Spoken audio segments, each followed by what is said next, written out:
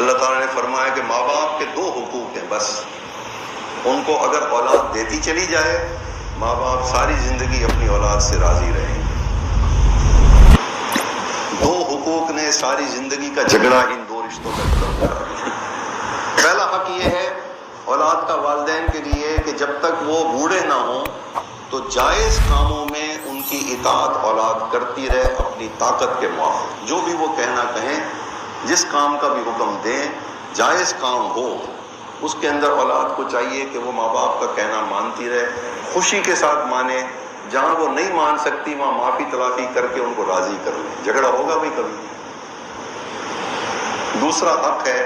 کہ جب وہ دونوں میں سے کوئی ایک بوڑھے ہو جائیں پھر ان کا حق بدل جاتا ہے، پھر حق یہ بدلتا ہے کہ اگر ان کو مال کی ضرورت ہے تو ان کے اوپر مال خرچ کرے، یہ تو پہلے بھی تھا، لیکن جو بڑا حق ہے وہ یہ ہے کہ بڑھاپے کے اندر ان کی عقل جو ہے وہ ساتھ نہیں دے گی بولنے میں، بولنا کچھ اور چاہ رہے ہوں گے، عقل ان سے کچھ اور چیز بلوا دے گی، جس کو ہم سٹھیانہ کہتے ہیں، یعنی ان کی باتیں جو ہیں وہ موقع کے خلاف ہوں گی۔ یہ ہم دیکھتے ہیں کہ نہیں بوڑھوں کی، تو شریعت نے ان کو راضی، ان کے ساتھ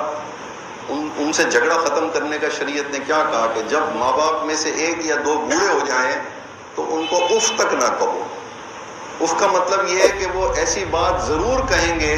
جو عقل کے اور موقع کے خلاف ہوگی، تو ان کو شریعت نے کہا کہ اولاد کو یہ نہیں چاہیے کہ ابا جی آپ نے غلط بات کی ہے، آپ کو یہ نہیں کہنا چاہیے تھا، آپ کو یہ نہیں کرنا چاہیے تھا، یہ کہنا بھی منع ہے۔ اگر اولاد ان کی باتوں کو سن کے چپ رہے اور ان کی خدمت خاموشی سے کرتی رہے، وہ بوڑھے ماں باپ اس سے ناراض ہوں گے کبھی؟